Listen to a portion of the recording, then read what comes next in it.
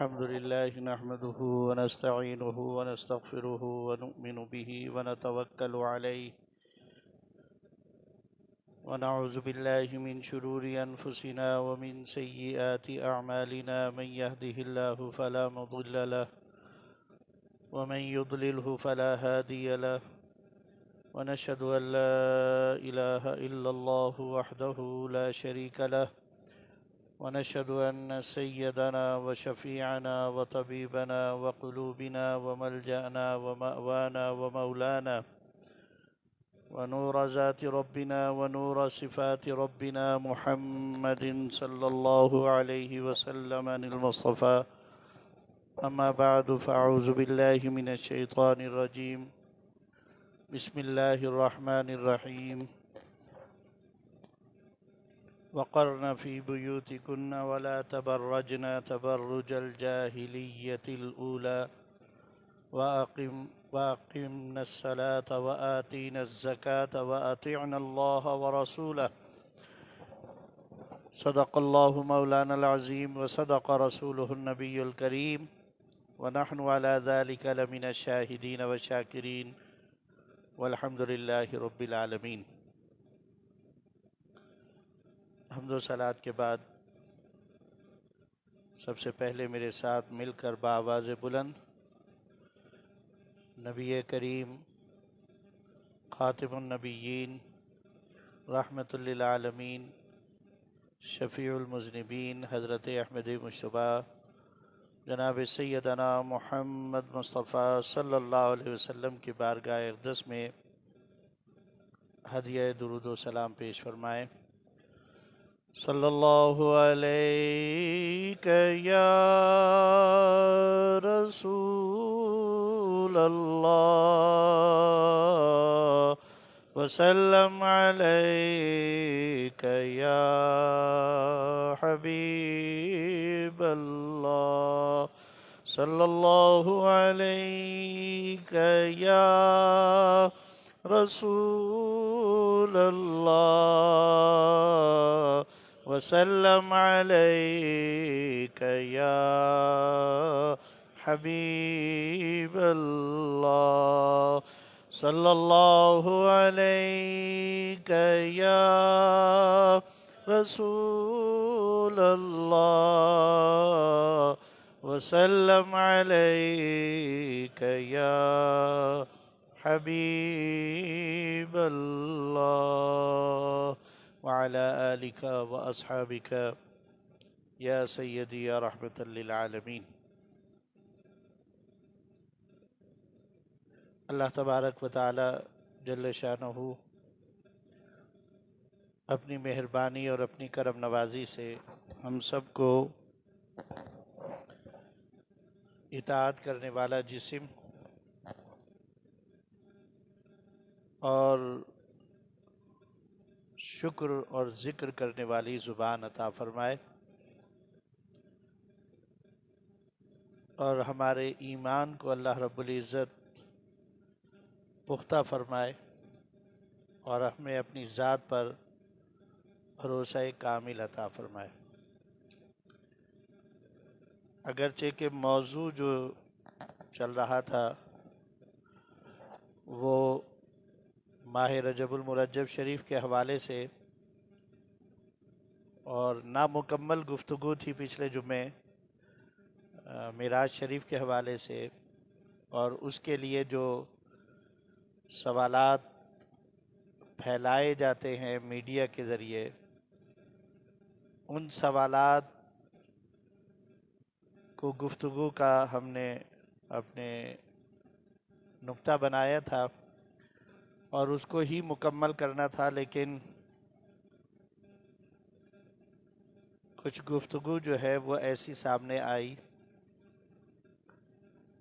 اور اگرچہ کہ وہ اس سے پہلے اس جمعے سے پہلے یہ سب خرافات جو آج کا میرا موضوع ہے قرآن اور حدیث کے حوالے سے، یہ وقوع پذیر ہو چکا تھا، لیکن ظاہر ہے کہ میرے علم میں نہیں تھا، ورنہ پچھلا جمعہ ہی اس موضوع کو اختیار کیا جاتا، کیونکہ جب تک نبی کریم صلی اللہ علیہ وسلم کی حدیث مبارکہ ہے اور ہر ایک کے ایمان کی کچھ سطح جو ہے، معیار جو ہے، وہ اس حدیث مبارکہ میں بیان فرمایا، ارشاد فرمایا کہ اگر تم کوئی برائی ہوتے ہوئے دیکھو تو اگر طاقت رکھتے ہو تو طاقت کے ذریعے روکو، اور طاقت نہیں رکھتے اور علم ہے تمہارے پاس تو علم کے ذریعے سے روکو، اور اگر یہ بھی نہیں کر سکتے تو کم سے کم اپنے دل میں اس برائی کو برائی جانو، اور یہ ایمان کا کمزور ترین درجہ ہے۔ تو میرے خیال میں شاید آج ہم سبھی جو ہے وہ ایمان کے اس نچلے درجے کے اندر ہیں کہ اگر ہم کوئی ایسا عمل دیکھتے بھی ہیں تو اپنے تئیں اپنی حد تک اس کو برا جان کر خاموش ہو جاتے ہیں، اور ہم کوشش نہیں کرتے۔ حالانکہ اس امت کے لیے اللہ رب العزت نے ارشاد فرمایا کہ تمہیں اگر میں نے تمام امتوں پر فضیلت اور فوقیت عطا فرمائی ہے تو اس کی بھی کوئی وجہ ہے، اور وہ وجہ یہ ارشاد فرمائی کہ کنتم خیر امت اخرجت للناس، کہ تم بہترین امت بنائے گئے ہو دوسری امتوں کے ساتھ، ان کے درمیان، تأمرون بالمعروف وتنہون عن المنکر، نیکی کا حکم دیتے ہو اور برائی سے روکتے ہو۔ تمہاری جو افضلیت ہے وہ اس بنیاد پر قائم ہے۔ تم اس لیے بہترین امت قرار دیے گئے ہو کہ تم نیکی کا حکم دینے والے اور برائی سے روکنے والے ہو۔ لیکن ہم اپنی اس افضلیت کے اس معیار کو کہہ لیجئے یا اس سطح کو کہہ لیجئے، ہم سب بھول چکے ہیں، اور برائی ہوتے ہوئے دیکھتے بھی ہیں تو ہم صرف اتنا سوچ لیتے ہیں۔ بعض لوگ ایسے ہوتے ہیں کہتے ہیں چلو اللہ کا شکر ہے کہ ہم بچے ہوئے ہیں، لیکن اس کو روکنے کی جو تدبیر ہونی چاہیے، جو راستہ ہونا چاہیے، وہ اختیار نہیں کرتے، اور اگر اختیار کرتے ہیں تو وہ غیر مہذب طریقہ ہوتا ہے۔ اس لیے کہ اصلاح کے لیے بھی نبی کریم صلی اللہ علیہ وآلہ وسلم کی حیات طیبہ سے ہمیں روشنی ملتی ہے۔ ایک بدو آیا، مسجد کے اندر داخل ہوا، اور اسے پیشاب لگا ہوا تھا، اس نے وہیں کھڑے ہو کر پیشاب کرنا شروع کر دیا۔ صحابہ کرام نے دیکھا، اب مسجد اتنی پاکیزہ جگہ ہے، عبادت کرنے کی جگہ ہے، اور وہاں اگر کوئی اس طریقے سے مسجد کو ناپاک کر رہا ہو تو یقینی بات ہے کہ جھنجھلاہٹ بھی آئے گی اور غصہ بھی آئے گا۔ صحابہ دوڑے اس کو مارنے کے لیے، نبی کریم صلی اللہ علیہ وسلم نے فرمایا ٹھہر جاؤ، روک دیا۔ ارشاد فرمایا پہلے اسے فارغ ہو لینے دو۔ جب وہ پیشاب کر چکا پھر آپ نے فرمایا، اس کو بلایا، کہا یہ مسجد ہے، عبادت کی جگہ ہے، پاک و صاف جگہ ہے، یہاں ایسا کام نہیں کرتے۔ اور صحابہ سے فرمایا جاؤ پانی لے کر آؤ بالٹی بھر کے، اور یہاں اس کے اوپر سے پانی بہا دو، اس جگہ کو پاک کر دو۔ تو تعلیم دی نا کہ اگر اصلاح کرنی ہے تو یہ طریقہ نہیں ہے کہ اگر آپ نے کسی کو برائی کرتے دیکھا تو آپ لٹھ لے کر اس کے پیچھے پڑ جائیں، بلکہ طریقہ یہ ہے کہ اصلاح کا ایسا ذریعہ اختیار کریں کہ جس سے وہ اپنی اصلاح کے اوپر، جیسے سیدنا امام علی مقام، سیدنا امام حسن اور سیدنا امام حسین رضی اللہ تعالیٰ عنہ مجمعین، چھوٹے ہیں، بچے ہیں، مسجد میں ایک مرتبہ موجود تھے، وضو خانے کے اندر وضو کرتے ہوئے ایک شخص کو دیکھا بہت ساری غلطیاں کر رہا ہے، تو اب دونوں نے آپس میں مشورہ کیا اگر ہم بچے ہیں، ہم اس کو کہیں کہ تم وضو غلط کر رہے ہو تو اس کو شرمندگی محسوس ہوگی، حتک محسوس ہوگی، اور اس کی اصلاح بھی کرنی ہے۔ تو دونوں نے فیصلہ کیا کہ ہم اس کو روکتے ہیں، اور اس سے یہ کہتے ہیں کہ ہم تمہارے سامنے دونوں وضو کرتے ہیں، تم دیکھ کر یہ بتاؤ کہ ہم دونوں میں سے کس نے صحیح وضو کیا۔ تو دونوں نے وضو کرنا شروع کر دیا، اور جب دونوں وضو کر چکے ایک کے بعد ایک، تو اس شخص نے جس کے وضو میں غلطیاں تھیں اس نے کہا کہ صاحبزادوں، شہزادگان، وضو تمہارا صحیح تھا، میں غلطی کرتا تھا، میری غلطی کی اصلاح ہو گئی۔ تو اس نے برا نہیں مانا، لیکن اس کی اپنی اصلاح بھی ہو گئی۔ تو اصلاح کا یہ طریقہ اختیار کرنا چاہیے، نہ کہ ایسا طریقہ کہ جس سے خلفشار پیدا ہو، جس سے انتشار پیدا ہو، جس سے ماحول بگڑے۔ تو اس ساری تمہید کو اپنے ذہن میں رکھنے کے بعد پھر اس موضوع کے اوپر ہم گفتگو کرتے ہیں، تاکہ ہمارا مقصد جو ہے وہ سننے والوں تک واضح ہو جائے کہ ہم اس کے ذریعے سے انتشار نہیں پھیلانا چاہتے، ہم اس کے ذریعے سے خلفشار نہیں پیدانا چاہتے، ہم دین کی بات کو ان لوگوں تک جو دین کے خلاف کام کر رہے ہیں، ہم ان تک اپنی بات پہنچانا چاہتے ہیں، اور ہم اپنے گھروں کو صحیح کرنا چاہتے ہیں، تاکہ ہمارے گھر صحیح ہوں گے تو انشاءاللہ العزیز آگے بھی اصلاح پیدا ہوگی۔ تو جو موضوع ہے وہ موضوع کسی نے اسے آزادی مارچ کا نام دیا اور کسی نے اس کو عورت مارچ کا نام دیا۔ یہ پچھلے جمعے سے پہلے ہو چکا تھا، لیکن میرے علم میں اس کی جو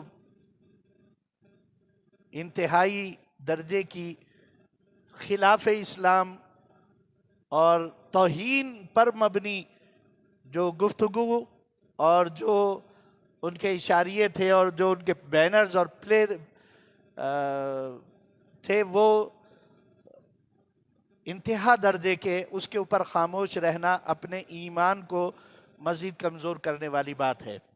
تو اس لیے آج وہ نامکمل گفتگو جو پچھلے جمعے تھی اس کو میں آئندہ جمعے پر لے جاتا ہوں، اور آج ہم اس حوالے سے گفتگو کرتے ہیں کہ ہمارے دین کی تعلیمات اس حوالے سے کیا ہیں، اور جس قسم کی گفتگو، اول تو بات یہ ہے کہ مسلمان کی آزادی، وہ چاہے مرد ہو یا عورت، مسلمان کی آزادی کا تصور بس اتنا ہی ہے جتنا اس خالق کائنات نے ہم کو عطا فرمایا ہے۔ ہمارا خالق اور مالک اللہ رب العزت ہے، وحدہ لا شریک ہے، کلی اختیار رکھتا ہے۔ وہی ہمارے اور باقی کائنات کے لوگوں کے جسم کی تخلیق کا مرکز ہے، بنانے والا ہے، اور جب اس نے بنایا ہے تو اس نے قرآن میں یہ ارشاد فرمایا ہے کہ لَقَدْ خَلَقْنَا الْإِنسَانَ فِي أَحْسَنِ تَقْوِيمٍ، بے شک ہم نے تمہیں پیدا کیا ہے، ہم تمہاری تخلیق کے ذمہ دار ہیں، ہم تمہیں پیدا کرنے والے ہیں، اور ہم نے انسان کو اس کی بہترین صورت کے اندر پیدا کیا ہے۔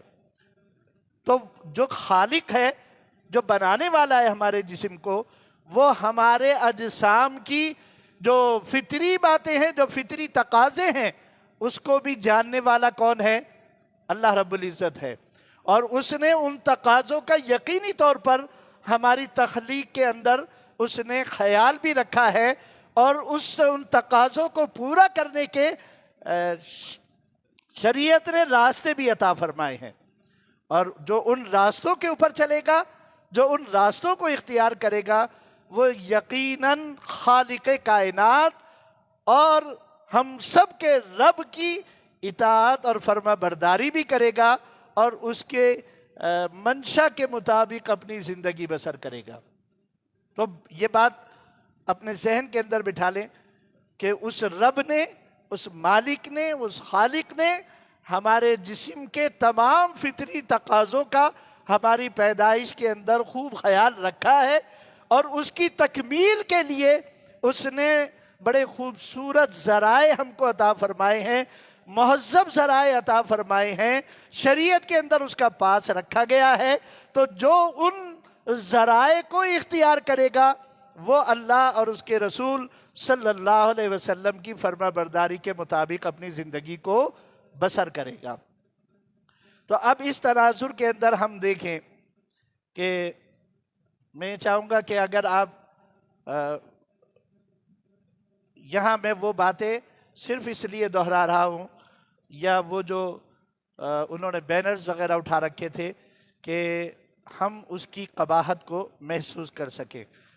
कतन इससे मुराद ये नहीं है कि हम इसको मज़ीद फैलाना चाहते हैं, और जब मैं इसका ज़िक्र करूं और आप समझें कि वाक़यतन ये महज़्ज़ब माशरे की आवाज़ नहीं हो सकती और अल्लाह और उसके रसूल सल्लल्लाहु अलैहि वसल्लम के हुक्म के सरासर ये ख़िलाफ़ हैं, तो बुलंद आवाज़ के साथ अस्तग़फ़िरुल्लाह ज़रूर कहिएगा, ताकि आप अपने ईमान से ये साबित कर सकें कि हाँ, हम इससे बरीउज़ ज़िम्मा हैं और हम इसकी आवाज़ नहीं बन सकते। सबसे पहली चीज़ तो ये है कि मैंने जो आयत मुबारका आपके सामने तिलावत की है, इसका तर्जुमा समाअत फरमा लें, और इस तर्जुमे के बिहाफ पर ही वो सारी गुफ्तगू फिर होगी इंशाअल्लाहुल अज़ीज़। सूरह अहज़ाब पारा नंबर 22, इसमें अल्लाह रब्बुल इज़्ज़त ने इरशाद फरमाया वक़र्न फ़ी बुयूतिकुन्ना। ये उम्महातुल मोमिनीन की तरफ ये आयत नाजिल हुई उनके हवाले से, लेकिन खिताब तमाम ख़वातीन हैं। ख़वातीन इसका खिताब हैं। वक़र्न फ़ी बुयूतिकुन्ना, और उनको चाहिए कि वो अपने आप को अपने घरों तक महदूद रखें, अपने घरों को मस्कन बनाएं। वला तबर्रजना तबर्रुजल जाहिलियतिल उला, और बेपर्दगी और ज़ेब ज़ीनत का इजहार जो ज़माना जाहिलियत के अंदर इख्तियार किया जाता था, उसको हरगिज़ हरगिज़ इख्तियार ना करें। वला तबर्रजना तबर्रुजल जाहिलियतिल उला व अक़िम्नस सला, नमाज को कायम करें, व आतीन ज़का, ज़कात अदा करें। अब इतने हिस्से के हवाले से मैं गुफ्तगू करना चाहूँगा कि पहला हुक्म अल्लाह रब्बुल इज़्ज़त का ये है कि वक़र्न फ़ी बुयूतिकुन्ना, और इनको चाहिए कि वो अपने आप को घरों तक महदूद रखें, घरों को अपना मस्कन बनाएं, घरों के अंदर रहें। वो खालिक़ कायनात जो मैंने शुरू में कहा, जिसने मर्द भी उसने बनाया, औरतें भी उसने बनाई, उसने इनकी माशरती जिम्मेदारियां भी फितरी तौर पर इनके सुपुर्द करी, फितरत के मुताबिक सुपुर्द करी। उन्होंने जो घरेलू माशरती जिम्मेदारियां हैं, घर के अंदर जिसका ताल्लुक है, उसको औरतों के सुपुर्द किया, और जो बाहर की जिम्मेदारियां हैं, जो माशरती जिम्मेदारियां हैं, जो माली जिम्मेदारियां हैं, उसका बोझ अल्लाह रब्बुल इज़्ज़त ने मर्दों के हवाले किया। तो पहली चीज़ ये इरशाद फरमाई कि औरतों को चाहिए बिला, अब बात यह है कि किसी घर में मर्द नहीं है, इंतकाल हो गया सबका, अब घर कैसे चले, तो बिला शरई उज़्र के ख़वातीन को घर की किफ़ालत के लिए घर से बाहर निकलना अज़रूए शरीयत जायज़ नहीं है। ये उनके हक से ताल्लुक नहीं रखता कि वो जितना अल्लाह ने उनके लिए मुकद्दर किया उनके मर्दों के जरिए उनको मिलेगा, और उसके ऊपर वो कनाअत करने वाली बने, फरमा बरदारी करने वाली बने। ज्यादा की लालच में अगर अपने आप को अपने घर से निकालेंगी और मर्दों के अंदर जाएंगी, तो वो गैर फितरी अमल होगा और उसका नुकसान लाजमी तौर पर ख़वातीन को उठाना पड़ेगा, और वो उठाती हैं। ये हम सब इसको अच्छी तरीके से जानते भी हैं और समझते भी हैं। फिर अल्लाह रब्बुल इज़्ज़त ने इरशाद फरमाया, अच्छा अगर निकलना भी है तो फिर शरई हुदूद के तकाजे हैं, पर्दा इख्तियार किया जाए, बेपर्दगी ना इख्तियार की जाए, बेशर्मी के साथ ना निकला जाए, ज़ेब व ज़ीनत के साथ ना निकला जाए, खुशबू के इस्तेमाल के साथ ना निकला जाए कि जिससे दूसरों की तवज्जो आपकी तरफ मबजूल हो, ऐसे काम न किए जाएं। लेकिन आज अलामान अलफीस, अल्लाह ताला हम सब के घरों की हिफाजत फरमाए कि आज हम शरीयत के तकाज़ों के मुताबिक अगर शरई उज़्र के साथ अगर हमें घर से बाहर भी निकलना होता है तो हम वो तरीका इख्तियार करते हैं जिससे शरीयत ने मना किया, और वाज़ेह तौर पर फरमाया ولا تبرجنا تبرج الجاہلیت الاولی، بے پردگی کے ساتھ، زیب و زینت کے اظہار کے ساتھ، جاہلیت کے زمانے کی طرح تم باہر نہ نکلنا۔ تو پتہ یہ چلا کہ جاہلیت کے زمانے میں عورتوں کا طریقہ بے پردگی تھی، اور اس کے بعد بھی قیامت تک اگر کوئی بے پردگی اختیار کرے گا تو وہ جاہلیت کہلائے گی، وہ ترقی نہیں کہلائے گی، وہ آزادی نہیں کہلائے گی، وہ جاہلیت ہی کی باتیں ہوں گی۔ یہ ذہن میں رکھ لیجئے گا کہ قرآن میں اللہ نے کہا ہے کہ یہ جاہلیت کے زمانے کی بات تھی، تو اگر آج کوئی اس دور کے اندر وہ باتیں اختیار کرے جو جاہلیت کے زمانے میں تھی تو آپ اسے مذہب مہذب یا ترقی یافتہ کہیں گے، یا اس کو یہی کہیں گے کہ یہ جاہلیت والی باتیں ہیں؟ کیا کہا جائے گا؟ جاہلیت والی بات۔ جاہلیت والی بات ترقی یافتہ دور میں آ کر مہذب نہیں ہو جاتی، وہ جاہلیت والی بات جاہلیت والی ہی کہہ رہے گی۔ تو اللہ رب العزت نے بے پردگی کو جاہلیت سے تعبیر کیا، زیب و زینت کے اظہار کو جاہلیت سے تعبیر کیا۔ تو اب اختیار کریں، اب اس تناظر کے اندر اگر ہم دیکھیں، اور اللہ نے پھر کیا ارشاد فرمایا؟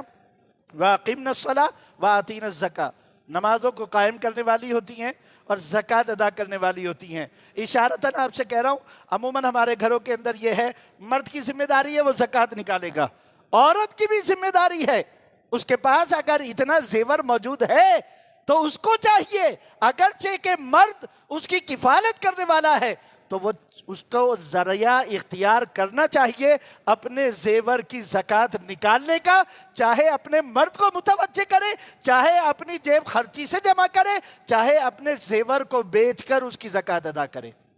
لیکن یہ بیسیکلی ذمہ داری کس کی ہے؟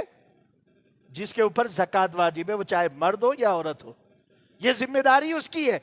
یہ سمجھ کر کہ مرد ہمارے کفالت کرنے والے ہیں، یہ جانے ان کا کام جانے، یہ زکوٰۃ نکالیں ان کی ذمہ داری ہے، نہیں، وہ پوچھیں، معلوم کریں۔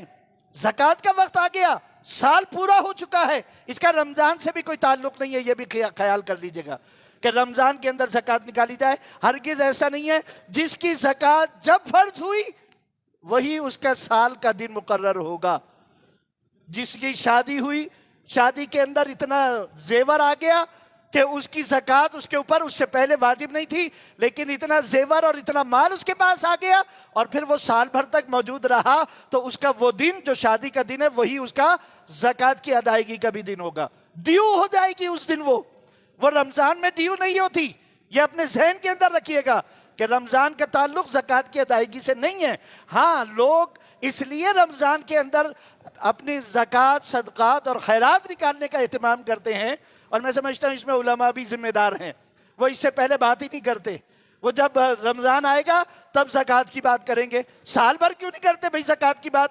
کیوں نہیں لوگوں کو بتاتے کہ زکوٰۃ تمہارے اوپر ہر ایک کے اوپر علیحدہ علیحدہ وقت میں فرض ہو رہی ہے، تو جس کی جب فرض ہو رہی ہے اس کو اس وقت اس کے اوپر ڈیو ہو گئی اور اس کو نکالنا ضروری ہے، حساب کتاب کرنا ضروری ہے کہ اس سال میں میری زکوٰۃ کتنی بن رہی ہے، زیور بڑھ گیا، کم ہو گیا، کوئی اور مال نقد تھا وہ کم زیادہ ہو گیا تو کتنی میرے اوپر زکوٰۃ بنتی ہے، اس دن حساب کرنا ضروری ہے ہر شخص کا جس کے اوپر زکوٰۃ واجب ہو رہی ہے، وہ رمضان کے اندر لازمی نہیں ہے، تو اس وقت حساب کرے۔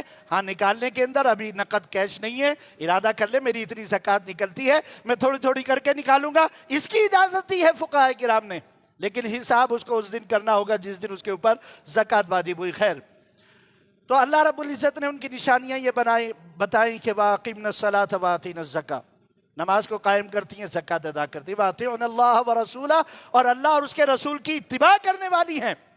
اب آپ مجھے یہ بتائیے کہ اس کو ہم آزادی کا نام دیں کہ ہم باہر نکلیں اور سڑکوں کے اوپر بغیر پردے کے، اور حتیٰ کہ دوپٹہ بھی ہمارے سروں کی زینت نہ بنے۔ اور میں اس حوالے سے ایک بڑی اہم بات آپ کو یہ بتاؤں کہ اصل میں یہ خرابی پیدا گھر سے ہوتی ہے۔ گھر کے اندر جب ہماری بچیاں اس عمر کو پہنچتی ہیں تو گھر والے، ماں باپ اور گھر کی خواتین یہ سمجھتی ہیں کہ ہم گھر کے اندر ہیں، سر کے اوپر اگر دوپٹہ نہیں ہے تو کیا ہو گیا، ہم گھر کے اندر رہ رہے ہیں، اگر ہمارے گلے میں یا گلے میں بھی نہیں ہے، اگر ہم بغیر دوپٹے کے اپنے گھر کے اندر ہیں تو کیا حرج کی بات ہے؟ نہیں، घर के अंदर भी आपको इस बात का एहतमाम करना है। आदत डलवानी घर से है और उस उम्र से आदत डलवानी है जब बच्ची बड़ी हो। घर के अंदर अगर सर के ऊपर दुपट्टा ना देखे, और हमने अपने बुजुर्गों को देखा, हमने देखा, आज भी हम देखते हैं हमारे घरों के अंदर अगर किसी बच्ची के सर से दुपट्टा ढलक जाता है तो बड़े बुजुर्ग अगर देखते हैं तो गुस्से के इजहार के साथ उसको मुतवज्जे करते हैं और कहते घर सर के ऊपर दुपट्टा रखो। तो ये हमारी अपनी खामियां होती हैं, हमारे घर की खामियां हैं। हम अपनी बच्चियों को ये तालीम नहीं देते, हम उनको ये सिखाते नहीं हैं। तो आज वो सड़कों के ऊपर अगर बगैर दुपट्टा निकल रही हैं तो सिर्फ वो जिम्मेदार नहीं है, जिम्मेदार घर के मर्द भी हैं, घर के बड़े भी हैं, बाप भी है, भाई भी है, शौहर भी है, वो भी इसका जिम्मेदार है। और फिर इसको नाम दे दिया जाए कि जनाब ये आजादी। आजादी, मैंने अभी आपसे कहा आजादी हमारी उतनी है जितनी हमें शरीयत ने अता फरमाई है, उससे आगे आजादी नहीं है। हम सब ताबे हैं अल्लाह और उसके रसूल सल्लल्लाहु अलैहि वसल्लम के।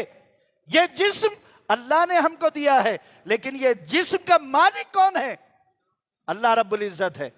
इस्लाम की रूह से हमारे जिस्म का मालिक हमारा रब है। हम अपने जिस्म को अपने मालिक की मर्जी के मुताबिक हम इसके साथ जिंदगी बसर कर सकते हैं। हम ये नहीं कह सकते कि हमारा जिस्म और हमारी मर्जी नहीं। हमारी मुसलमान कहते किसको हैं? मुसलमान की तारीफ क्या है? मुसलमान की तारीफ ये है कि बिला चूनो चिरा तस्लीम करने वाला, बिला चूनो चिरा तस्लीम करने वाला मुसलमान कहलाता है। हमारी आजादी इसमें नहीं है कि हम बाहर निकलकर ये नारे लगाएं अलमान अलफीज। मैं वो बातें बता रहा हूं, और मैंने अभी आपसे कहा अगर आप समझते हैं कि हाँ ये बुराई है तो बावाज़ बुलंद अस्तगफार जरूर पढ़िएगा, अस्तगफिरुल्लाह जरूर पढ़िएगा, ताकि आप क़यामत के दिन बरीउ ज़िम्मा हो जाएं कि आपने इसकी हिमायत नहीं करी थी। वहां नारे ये लगे मेरा जिस्म मेरी मर्जी,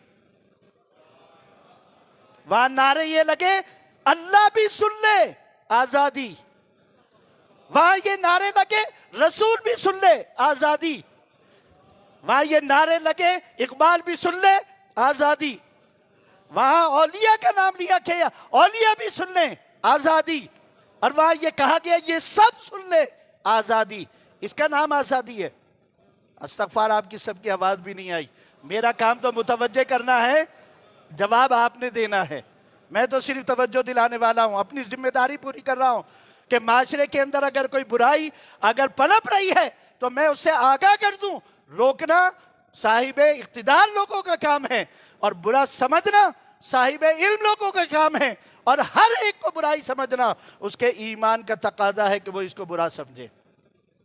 शरीयत के अहकामात के खुल्लम खुल्ला खिलाफ वर्जी, वो एक बैनर, मैं कहता हूं कि कोई गैरतमंद उस वक्त वहां मौजूद नहीं था, वरना किसी एक गैरतमंद को मौजूद होना चाहिए था। और शायद हर एक ने इस बैनर का मतलब भी नहीं समझा होगा, इसलिए कि दीन से इतनी ज्यादा हमारी ताल्लुकदारी भी तो नहीं है ना, हम सुनते भी नहीं है।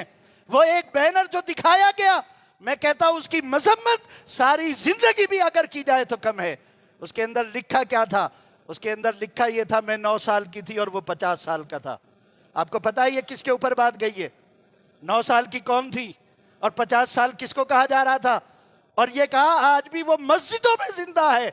शर्म आनी चाहिए, डूब मरना चाहिए हम सबको कि हमारे घर की औरतें, इस्लाम ये मानने वाली औरतें, अपने आप को मुसलमान कहलाने वाली औरतें इस किस्म के नारे लगाएं। ये उम्मुल मोमिनीन सैयदा आयशा सिद्दीका रज़ी अल्लाह तआला अन्हा की तरफ इशारा था कि उनकी उम्र निकाह के वक्त ये थी और मेरे आका अलैहिस्सलातु वस्सलाम की उम्र क्या थी। और ये कहा जा रहा है, ये ताला दिया जा रहा है कि मस्जिदों में आज भी वो जिंदा है। अरे शर्म करो, हम मस्जिदों में नहीं, हम अपने दिलों में भी उसको जिंदा रखते हैं और हम अपनी कब्रों में भी उसको जिंदा रखेंगे और हशर में भी उसको जिंदा रखेंगे, इसलिए कि हमारी निजात हमारे जिस्म की मर्जी में नहीं, हमारी निजात उसकी इत्तिबा और फरमाबरदारी के अंदर है।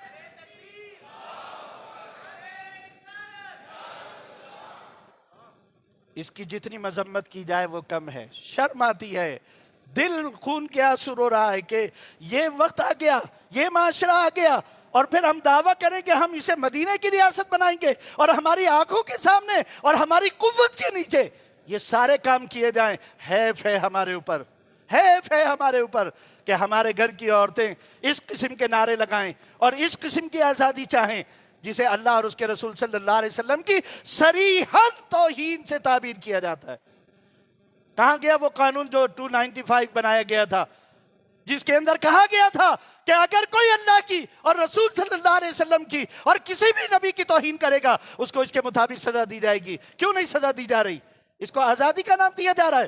یہ آزادی ہے، یہ ایک سوچی سمجھی مغربی تہذیب کی سازش ہے کہ وہ مسلمان عورتوں کو مردوں کے سامنے لا کر کھڑا کرنا چاہتی ہیں۔ جرم کس معاشرے میں نہیں ہوتا؟ ہر معاشرے میں ہوتا ہے۔ اچھے سے اچھا معاشرہ، میں آپ کو دعوت دیتا ہوں، آپ آج نیٹ موجود ہے، جا کر کے آپ تحقیق کر لیں، پاکستان کے اندر بھی دیکھیں اور یہ مہذب معاشرہ جو کہلانے والا ہے ان کے ہاں بھی ذرا نیٹ کے ذریعے تلاش کریں اور اعداد و شمار جمع کریں کہ وہاں پر عورتوں کے ساتھ کس قسم کا ظلم ہو رہا ہے، وہاں پر جرم کتنے ہو رہے ہیں، وہ کتنے مجرم ہیں، ہم کتنے مجرم ہیں۔ ہر معاشرے کے اندر جرم موجود ہوتا ہے، لیکن اس کے معنی یہ نہیں ہے کہ اپنی تعلیمات سے اور اپنے دین سے انحراف اختیار کر دیا جائے۔ علمان الحفیظ، ایک بات جو پھیلائی جا رہی ہے یا پھیلائی گئی، جمعہ کو درس قرآن میں نے اتوار والے دن درس قرآن کے اندر میں نے اس کو بیان کیا تھا اور آپ کو بتانا چاہ رہا ہوں کہ گمراہ کس طریقے سے کرتے ہیں۔ اسپیچ سنی، اس اسپیچ کے اندر کیا تھا؟ نعوذ باللہ نعوذ باللہ، شریعت کے قوانین، کس کا حق ہے کہ وہ شریعت کے قوانین نافذ کرے؟ اللہ بنانے والا، رسول اللہ صلی اللہ علیہ وسلم نافذ کرنے والے شرعی قوانین کے اندر اس کے علاوہ کسی کو اختیار حاصل نہیں ہے، کوئی رد و بدل نہیں کر سکتا جو اللہ اور اس کے رسول صلی اللہ علیہ وسلم نے دے دیا۔ وراثت کے قوانین کس نے عطا فرمائے؟ زور سے بولیں ذرا۔ اللہ نے عطا فرمائے، نبی کریم صلی اللہ علیہ وسلم کے زمانے میں نافذ کیے گئے۔ اب اس پیچھے ہو رہی ہے ہم اس دین کو نعوذ باللہ ثم نعوذ باللہ کلمات کفر کفر نہ باشد، لیکن اپنی ذمہ داری کو پورا کرنے کے لیے ان الفاظوں کو دہرا رہا ہوں، ہم ایسے دین کو نہیں ماننے والی جس دین کے اندر مردوں کی دیت 100 اونٹ مقرر کی جائے، عورتوں کی دیت 50 اونٹ مقرر کی جائے۔ زور سے بول دیں ذرا۔ یہ قانون کس نے نافذ کیا؟ اللہ اور اس کے رسول نے نافذ کیا۔ مردوں کی دیت کتنی مقرر کری؟ 100 اونٹ۔ قصاص اور دیت دو چیز ہوتی ہیں، کسی جان کو مار دیں، اگر مار دیا تو یا تو اس کے بدلے خون ہے، اور اگر کوئی پیسہ دینا چاہتے ہیں تو شریعت نے کہا 100 اونٹ کے برابر رقم جو ہے وہ اس کی دیت مقرر کی جائے گی۔ مرد کو اگر مار دیا، عورت کو مارا جائے تو 50 اونٹ۔ کہا یہ کس زیادتی ہے یہ دین کے اندر، اور ہم ایسے دین کو نعوذ باللہ ثم نعوذ باللہ، انہوں نے کہا ہم نہیں مانتے، لیکن ان کی عقل کے اوپر تف ہے کہ وہ اس حکم کی حکمت کو سمجھنے سے قاصر ہے۔ اور اس انداز سے جیسے انہوں نے کہا، آپ نے بھی سنا ہوگا تو آپ کے ذہن میں بھی آیا ہوگا، یار یہ تفریق کیسی؟ مرد کے لیے 100 اونٹ دیت، عورت کے لیے 50 اونٹ، تو واقعی یہ زیادتی ہوگی نا۔ لیکن اگر اس کی حکمت کے اوپر جائیں تو پھر آپ کو پتہ چلے گا کہ شریعت نے یہاں بھی عورت ہی کا پاس رکھا ہے، اسی کے اوپر احسان کیا ہے۔ ہمارا دین وہ دین ہے کہ جس نے عورت کو اس وقت جب اس کو پیدا ہوتے ہی زمین کے اندر زندہ گاڑ دیا جاتا تھا، اس کو عزت اور احترام اگر دیا تو دین نے دیا، اسلام نے دیا، نبی کریم صلی اللہ علیہ وسلم نے دیا۔ اس کو مقام اگر دیا، اس کو عزت و وقار کا مقام اگر دیا، اس کو یہ کہا کہ اے عورت تو اگر ماں کے روپ میں ہے تو تیرے پاؤں تلے جنت ہے، یہ مقام اسلام نے دیا، دین نے دیا۔ بہن اور بیٹی کی صورت کے اندر بھی اس کو عزت و احترام اللہ رب العزت نے اور اس کے رسول صلی اللہ علیہ وسلم نے دین کے ذریعے دیا ہے۔ بہن کا احترام مہذب گھرانے جانتے ہیں۔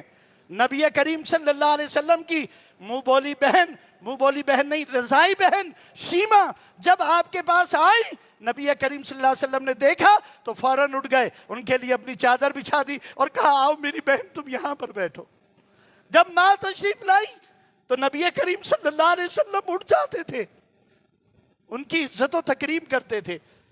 یہ عزت و وقار عورت کو، ورنہ تو اس سے پہلے جو معاشرہ تھا وہاں تو یہ جائز تھا کہ اپنی سوتیلی ماں کو اپنے نکاح میں لیا جا سکتا تھا. علمان الحفیظ، سوتیلی ماں وراثت میں تقسیم ہوتی تھی، بہنیں تقسیم ہوا کرتی تھی. عزت و وقار کس نے دیا؟ دین نے دیا، اسلام نے دیا. اور یہاں پر بھی اس مسئلے کو اپنی ناقص عقل کے طور پر لوگوں کو ابھارنے کے لیے کہا جاتا ہے کہ 100 اونٹ مردوں کی دیت، 50 اونٹ عورتوں کی دیت. ہم ایسے دین کو نہیں مانتے. نہ مانو، تمہارے ماننے اور نہ ماننے سے دین کے اوپر کوئی فرق نہیں پڑتا. لیکن میں بتاؤں دین نے تمہارے اوپر اس مسئلے میں بھی کیا احسان کیا ہے. مرد کی دیت 100 اونٹ. مرد کو کوئی مارے گا، قتل کر دے گا، تو دوسرے آدمی جس نے قتل کیا ہے، قاتل ہے، اس کے اوپر کتنی دیت رکھی؟ 100 اونٹ. کس کو ملے گی؟ کس کو ملے گی؟ عورت کو ملے گی. عورت قتل کر دی گئی، اس کی دیت کتنی رکھی؟ 50 اونٹ. کس کو ملے گی؟ اس کے باپ کو، اس کے بھائی کو، اس کے شوہر کو ملے گی. تو یہاں پر فائدہ کس کا ہو رہا ہے؟ عورت کا ہو رہا ہے کہ مرد کا ہو رہا ہے؟ اگر اس کا مرد، اس کا باپ، اس کا بھائی، اس کا شوہر اگر قتل کیا گیا، اس کو 100 اونٹ کے برابر دیت مل رہی ہے. فائدہ مالی اس کا زیادہ ہو رہا ہے. مرد اگر عورت اگر قتل کر دی گئی تو اس کی دیت میں 50 اونٹ ہے. کس کو ملیں گے؟ مرد کو ملیں گے. تو فائدہ عورت ہی کا اللہ نے اس کے اندر رکھا ہے. احسان اللہ نے عورت پر ہی کیا ہے، اسی کے لیے دیت زیادہ مقرر کری ہے. یہ عقل کی ناقص، یہ جاہلیت کی نعرے لگانے والے یہ سمجھتے ہیں دین نے ہمارے اوپر زیادتی کری ہے. دین نے عورت کو جو مقام دیا ہے، وراثت میں کہتے ہیں جناب عورت کا مرد کے مقابلے میں آدھا حصہ رکھا گیا ہے. مرد کو 2 حصے دیے ہیں، عورت کا 1 حصہ مقرر ہے. میں سوال کرتا ہوں کہ اگر عورت بیٹی ہے، باپ مر جاتا ہے تو عورت کو آدھا حصہ مل رہا ہے. اس کی شادی ہو گئی، اس کے شوہر کی طرف سے اس کو حصہ مل رہا ہے. وہ اس کا بیٹا ہے، مالدار ہے، اس کا انتقال ہو جاتا ہے، حصہ عورت کو مل رہا ہے. تو اللہ تعالیٰ نے کتنے حصے، کتنی جگہ اس کے لیے رکھ دیے ہیں. صرف ظاہری طور پر ایک چیز دیکھ کر اور دین کے اوپر نکتہ چینی کرنے والی یہ خواتین، یہ ہمارے معاشرے کو دین پر نہیں لے کے جا سکتی. ان کی گود میں پلنے والے بچے دینی ذہن نہیں رکھ سکتے. ان کی زیر نگرانی پلنے والے بچے وہ دین کے مجاہد نہیں بنیں گے. ہمیں چاہیے، ہمارے ایمان کا تقاضا ہے. میں نے شروع میں حدیث شریف بیان کری کہ نبی کریم صلی اللہ علیہ وسلم نے ارشاد فرمایا جس کے سامنے برائی ہو اگر طاقت رکھتا ہو تو طاقت رکھنے والے حکمران ہیں، ہم ان کو بھی متنبہ کرتے ہیں. نہیں مانو گے تو یہ کورونا جیسے عذاب جو ہے نا، یہ تو میرے رب کے لیے بڑی آسان باتیں ہیں.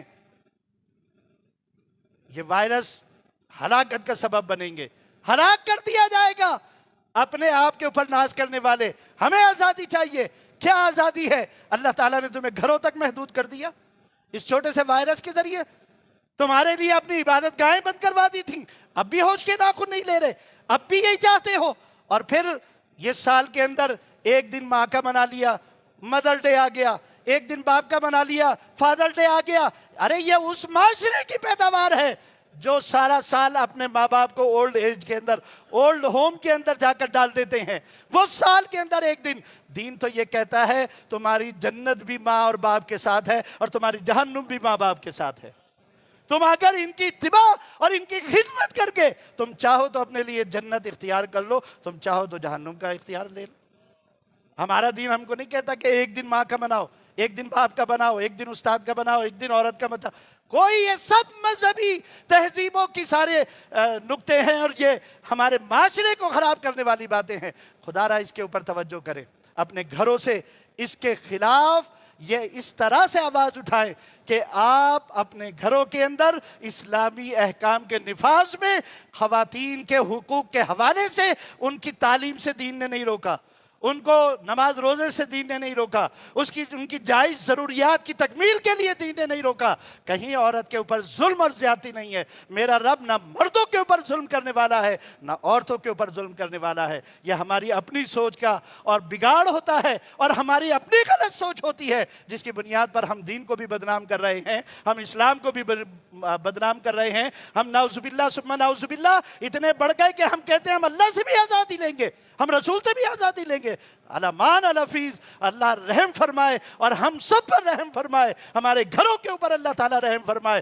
اس آواز کو دفن ہو جانا چاہیے، اس آواز کو ختم ہو جانا چاہیے، اور اس کے خاتمے کے لیے ہر ایک کو اپنا کردار اس طرح ادا کرنا چاہیے کہ اپنے گھر کے اندر اس کی اویئرنیس پیدا کریں، ان کو بتائیں، بچوں کو بتائیں، بچیوں کو بتائیں، ان کو ایسی تعلیم دلوائیں، ان کو بتائیں ہم سب اپنے اللہ اور اس کے رسول کے پابند ہیں، ہم آزاد نہیں ہیں، ہم اللہ اور اس کے رسول کے حکم کے مطابق زندگی بسر کرنے کے پابند ہیں۔ جتنی آزادی ہمیں ہمارے رب نے دی ہے، ہمارے رسول نے دی ہے، وہی آزادی ہمارے حق میں بہتر ہے۔ وہ ساری آزادیاں جو دین سے ہٹ کر ہیں وہ سب جہنم کا راستہ ہے، وہ سب بربادی کا راستہ ہے، وہ سب فساد کا راستہ ہے۔ اللہ تعالیٰ اس جہنم سے، اس فساد سے، اس برائی سے ہم سب کو اپنی حفظ و امان عطا فرمائے، اور اس قسم کے نعرے لگانے والوں سے اللہ تعالیٰ ہم سب کو محفوظ رکھے، دور رکھے، اور ہم پناہ مانگے اللہ سے اور استغفار کریں۔ یہ ایک اعلان ہے تنظیمات اہل سنت و جماعت رابطہ کمیٹی ملیر کی طرف سے۔ یہ اسی حوالے سے احتجاجی مظاہرہ کر رہے ہیں، لیکن میں یہ سمجھتا ہوں، میں نے شروع کے اندر بھی کہا تھا کہ انتشار اور افتراق کی صورت نہیں بننی چاہیے۔ مہذب طریقے سے اپنی آواز کو بلند کریں۔ 21 مارچ بروز اتوار دوپہر 2 بجے مین کالا بورڈ کے اوپر یہ گستاخیوں کے خلاف جو عورت مارچ میں کی گئیں اس کے خلاف یہ مظاہرہ کریں گے۔ آپ سب سے میری درخواست ہے اس کے اندر ضرور شرکت فرمائے تاکہ اپنے ایمان کو سامنے لائیں۔ اللہ نے بھی فرمایا الف لام میم احسب الناس ان یترکوا ان یقولوا آمنا وهم لا یفتنون، کہ بے شک تم یہ مت سمجھو کہ بغیر آزمائش کے تمہارے ایمان کو جانچا جائے گا، آزمائش ہوگی امتحان کی۔ میں سمجھتا ہوں کہ یہ بھی ہمارے ایمان کی ایک آزمائش ہے کہ ہم اس کو اگر برا سمجھتے ہیں تو ہمیں اپنے قول و فعل کے ساتھ اس کا اظہار بھی کرنا چاہیے۔ وما توفیق الا باللہ وما علینا الا البلاغ المبین۔ والسلام علیکم۔